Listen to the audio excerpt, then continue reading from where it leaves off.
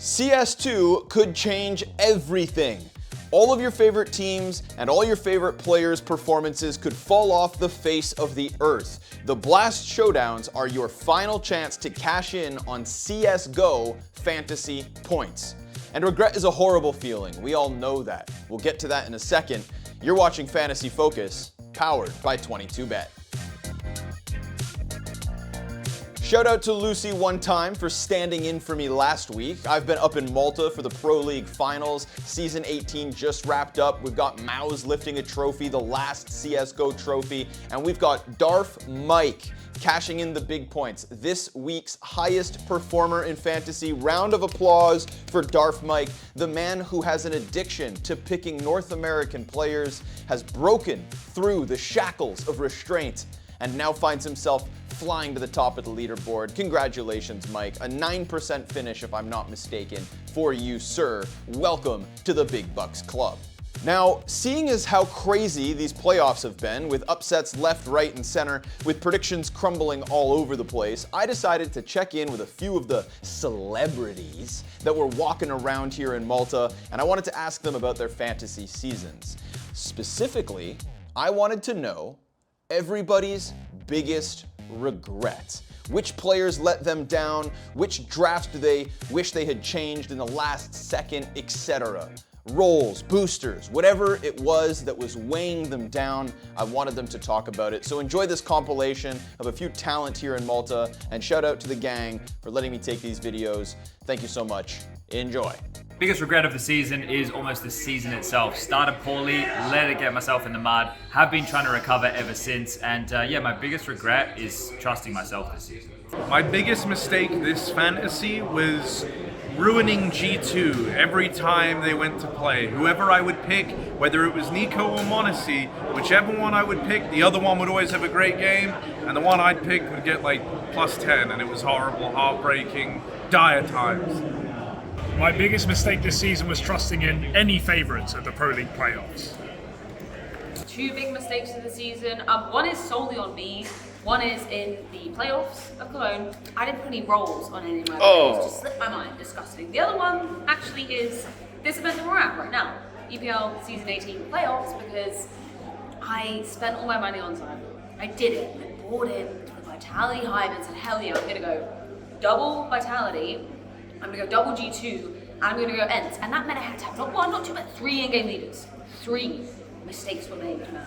Mistakes were made. So my biggest regret in fantasy was season 1. I had the last game, I was ahead, I was first actually in the ranking, fighting with Lucy. Of course, she was right behind me, and I went heavy on Vitality in Washington. She went heavy on Heroic in Washington. I didn't really have a lot of money left. And of course, we know, as history showed, Heroic went on and won that trophy, and without all my hopes of winning season 1. So this is the moment where I really messed up. Well, my biggest regret of this season of fantasy so far, well, it feels like every week I have some kind of regret, so that's always fun. It's actually Gamers 8. I placed like a top 6% at G8, and I used 0 boosters. If I'd used those boosters, I would have had some points, and that's my biggest regret. Doesn't it feel better knowing that you're not the only one who messed up? Doesn't it feel better knowing that even these freaks make mistakes? So bask in the glory that is misery shared, and focus forward again on the showdowns. All right? No more mistakes, no more regrets, nothing but victory lies ahead. Both showdowns feature the same 8-team single elimination format. There are no more padding points. Finally, no gimmicks, just the old classic fantasy fun. Pick players from teams that will win. That's my advice. Straightforward. But remember, we're playing online, and we're playing CSGO. I'll keep it simple, and we'll run through what to expect with these online events with BLAST. So starting with the European Showdown. There are 2 showdowns. That's the most important thing to remember. The 22Bet Knowledge Bomb. 2 showdowns. That's 4. Two showdowns. And that means that you can fail in one and still succeed in the other. But if you pull off a victorious run in both, you're talking big points for what is essentially 5 days of Counter-Strike. CSGO one more time. There's no trophies, there's no winning moments. This is a qualifier for the fall finals, which means there's a lot on the line. CS2 in the Royal Arena. That is what is around the corner for whoever picks up this event. Both these events. So let's begin with the European Showdown. For the big baller, I choose number 1, SPUNJ. Entz's op comes through at $227,000, makes an obvious choice of the op role to put on SPUNJ. And SPUNJ is somebody obviously who likes to go big in playoffs. Well, these aren't really playoffs, but it is an elimination bracket, and that has something in common with playoffs. So whether he can transition his success to online is the question that we're going to be asking about a lot of these players who don't play nearly as much online as the others. But at 227K, SPUNJ has to be considered that hard-hitting op from Spain. Second big baller is none other than the number 1 rifler in the world. In the history of CSGO, Nico, $230,000, couples nicely with the entry role for Nico. If you expect Nico to be getting up in the face of his opponents in this online event, then I think he is the best suggestion for you. A couple of off maps here at Pro League, but I think online he'll be able to dominate. And thirdly, last but never least, Cloud9's AWP, Shiro. $221,000. So of the 3 big ballers for the European Showdown, he comes in at the cheapest, and I think that the success or lack of it with Cloud9 lately has made him much more affordable than where he was, say, a month or 2 ago. He also, obviously, you slap that op roll on him. For the safe bet, now it feels weird to use the term safe bet when it comes to the online showdowns, notoriously filled with upsets, and coming off of Pro League, imagine how many more there could be here. So for safe bet, I can't go beyond saying anything other than a double Ents. With Diha and Madden and Snappy being fairly priced, I feel as though you can get one of the more expensive players in SPUNJ or Nerts, and then couple that with however much more money you want to put in on Ents. I recommend considering it if you can to go for Madden, to go for Diha, because over top of Snappy, they will earn you those extra points, and if you're really certain that Ents will qualify for the fall final, then it's worth putting in that extra $1 or $2. So that's the safe bet, double Ents, but nothing's actually safe.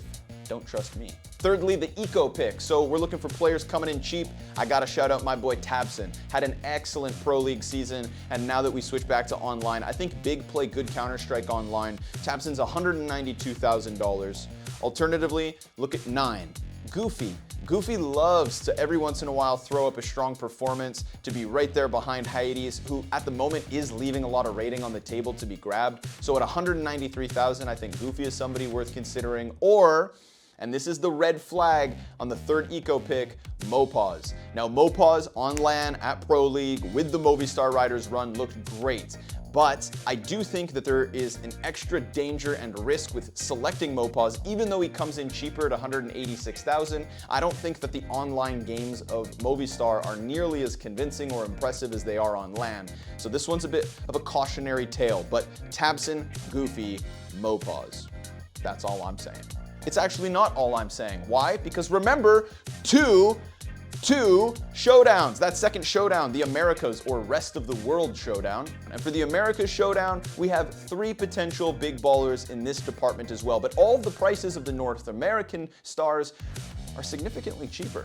So first and foremost, Nafly of Team Liquid, 215,000, excellent choice for support or possibly leader. I find Naf doesn't really activate roles nearly as much as you would hope for somebody of this price, but 215 is fair for a team that I think have a great shot of getting into fall finals regardless of them replacing Rainwaker with Vaps. Secondly, look no further than Complexity. That's right, Elige. Now, slightly more expensive than Naf, but I think that because he is significantly better than his teammates, compared to Naf being a little bit closer to, say, Yakinder or Patsy or OC lately, then Elige, he's worth that extra bit of money because he is going to be at the top of the board if Complexity pull-off wins. Now, they have, I think, a difficult domestic matchup with Evil Geniuses, especially in an online qualifier type environment. I think this is where EG could actually just turn a head or two. But on the entry role, Elige loves to get up in the faces of his lesser opposition, and so he is option number 2. Thirdly, Queserato. Yeah, that's right, the Brazilian. 217,000, so of the 3 big ballers, second most expensive. Slap on a defender or support role for maximum points.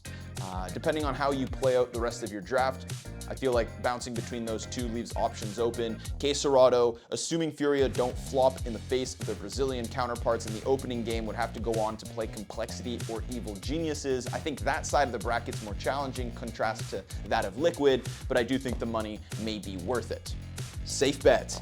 The safe bet for the Americas Showdown for me has to be Liquid. Whether Liquid qualify to fall finals is still a question in my mind, and much like the European event, I think it's weird to say safe bet, but even with DAPS, I think their side of the bracket is so easy, they're gonna find themselves in the finals, and therefore they are the most guaranteed to have a shot at that less best of 3 to get to fall finals. So it's a little sketchy, and there's actually quite a high cost on the side of Liquid. I wouldn't be picking DAPS if I was you, as he takes the price tag of Rainwaker, but I think Yakinder is currently quite cheap, and I think NAF is reasonable too. It's gonna leave you with less money on the other teams, but if you believe in Liquid, the prices aren't as bad. Finally, the eco pick for the Americas Showdown. I think there are 3 options here, and Cello is the first that comes to mind. Now, Furia are having a bit of a struggle, but I think Cello is falling down into a very reasonable price range for what he can put forth, and especially when you remember what he was doing in online Counter-Strike back before this Furia merger. Now, as of late, the performances have fallen off, but at 192,000, Cello is going to give you a very easy entry cost for the Furia lineup that could very well find themselves maybe facing Liquid towards the end. Alternatively, if you have faith in Complexity, shout out to the South Africans of Counter-Strike. I'm talking JT, baby, 184,000. JT still has one of the most underrated Desert Eagles in all of North American Counter-Strike, and I do think that Complexity have a high likelihood of picking up some wins. On an individual level, he could cost you some points. However, he frees up a lot more money than any of the other eco picks, and so I think it's still worth considering despite the risk. And last but not least, if you're really feeling frisky and you think that maybe online Counter-Strike could doom Complexity in the face of Evil Geniuses, then I gotta say shout out George. 180,000 for our boy George, aka George Snorts, who has in the past proven his individual level, currently bogged down, not having his best matches, but again, I feel like with the Americas region, you're gonna be wanting to put money on your favorites, and to free that up, 180K on George, or 184 for JT, is probably the best pick for this week. However, lots of Counter-Strike, lots of possible outcomes. I hope you have 2 good showdowns. That's right, remember, 2 showdowns. Don't flop them, don't have regrets, leave it all out there. We are looking towards the finish line of this fantasy season, but don't get complacent or you'll be full of regret like all those loser celebrities. Thank you for watching. As always, Fantasy Focus, powered by 22Bet.